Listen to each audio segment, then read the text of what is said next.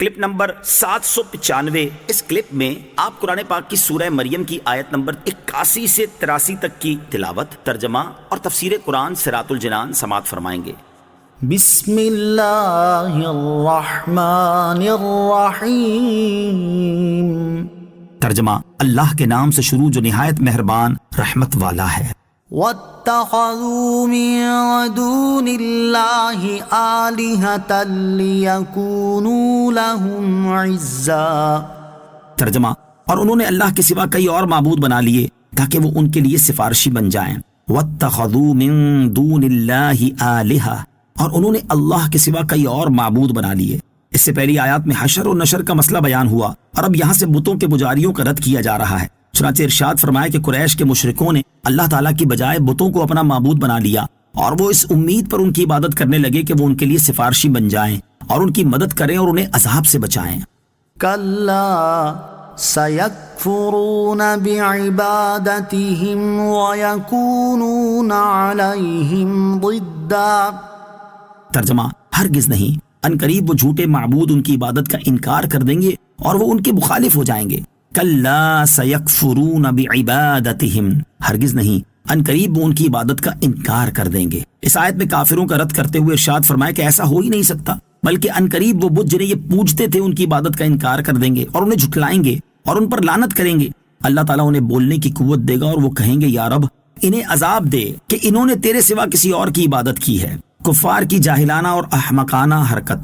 اس سے معلوم ہوا کہ کفار کی انتہا درجے کی جاہلانہ اور احمقانہ حرکت ہے کہ انہوں نے اپنے ہاتھ سے بنائے ہوئے بتوں کو خدا بنا لیا اور یہ سمجھنا شروع کر دیا کہ ہمارے ہاتھوں سے بنائے ہوئے خدا ہمیں عزت بخشیں گے اور ہمیں نفع دیں گے، حالانکہ ان کے بنائے ہوئے خدا نہ تو انہیں دنیا میں کسی قسم کا نفع اور عزت بخش سکتے ہیں اور نہ آخرت میں، بلکہ بروز قیامت تو وہ خود ان کی عبادت کے منکر ہو جائیں گے اور کہیں گے کہ ہمیں تمہاری عبادت کی خبر ہی نہیں، اور ان کی بندگی سے اپنی برات اور بیزاری کا اظہار کر دیں گے اور ان کے دشمن بن جائیں گے، اور یہ عزت بڑھانے کی بجائے ان کی ذلت اور رسوائی کا سبب بنیں گے۔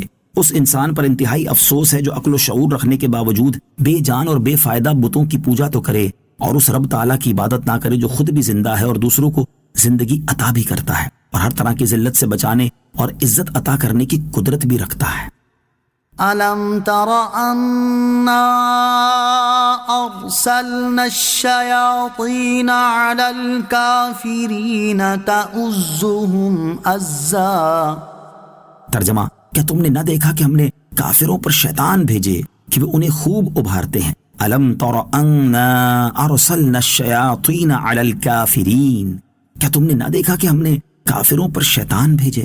گزشتہ آیات مبارکہ میں اللہ تعالیٰ نے کافروں کی گمراہیوں اور آخرت میں ان کے حسرتناک انجام کا بیان فرمایا، اور اب اس کا سبب بیان کیا جا رہا ہے کہ آخر کس وجہ سے وہ حق کے خلاف اس طرح کی باتیں کرتے تھے اور دلائل ہونے کے باوجود سمجھتے نہیں تھے۔ چنانچہ ارشاد فرمایا کہ اے حبیب صلی اللہ تعالیٰ علیہ وسلم، کیا آپ نے دیکھا نہیں کہ ہم نے کافروں پر شیطانوں کو چھوڑ دیا اور ان پر شیطانوں کو مسلط کر دیا جو کہ انہیں طرح طرح کے وسوسے دلا کر گناہوں پر خوب ابھارتے ہیں۔ اس آیت میں نبی اکرم علیہ الصلوۃ والسلام کو تسلی بھی دی گئی ہے کہ اے پیارے حبیب صلی اللہ تعالیٰ علیہ وسلم، آپ اس وجہ سے پریشان نہ ہوں کہ کفار آپ کی دعوت قبول کیوں نہیں کر رہے، کیونکہ آپ کی دعوت میں کوئی کمی نہیں، بلکہ ان کافروں پر شیطان مسلط ہیں جو انہیں گناہوں پر ابھار رہے ہیں، جس کی وجہ سے یہ آپ کی دعوت قبول نہیں کر رہے۔ آیت أَلَمْ تَرَ أَنَّا أَرْسَلْنَا الشَّيَاطِينَ سے حاصل ہونے والی معلومات۔ اس آیت سے 4 باتیں معلوم ہوئی۔ نمبر 1، بدعملی کی وجہ سے انسان پر شیطان مسلط ہوتا ہے۔ نمبر 2، برے ساتھی اللہ تعالیٰ کا عذاب ہے۔ نمبر 3، بری باتوں کی رغبت دینا شیطان اور شیطانی لوگوں کا کام ہے۔ نمبر 4، شیطان کسی کو کفر کرنے پر مجبور نہیں کرتا بلکہ کفر پر ابھارتا ہے۔ اس کے برخلاف انبیاء کرام علیہ الصلوۃ والسلام اور ان کے وارث کسی کو ایمان قبول کرنے پر مجبور نہیں کرتے بلکہ وہ بھی صرف انہیں ایمان کی دعوت اور ترغیب دیتے ہیں۔ اب جو عقل والے ہیں وہ انبیاء کرام علیہ الصلوۃ والسلام کی دعوت کو قبول کرتے ہیں، اور جو شہوت پرست اور نفس کے بندے ہوتے ہیں وہ شیطان کی دعوت کو قبول کرتے ہیں اور کھلم کھلا اللہ تعالیٰ کی نافرمانی اور اس کے مقابلے پر تل جاتے ہیں اور جہنم کی ابدی سزا کے مستحق ہو جاتے ہیں۔ صلو علی الحبیب صلی اللہ تعالی علی محمد صلی اللہ تعالی علیہ وسلم۔ مجھے اپنی اور ساری دنیا کی لوگوں کی اصلاح کی کوشش کرنی ہے انشاءاللہ عز و جل۔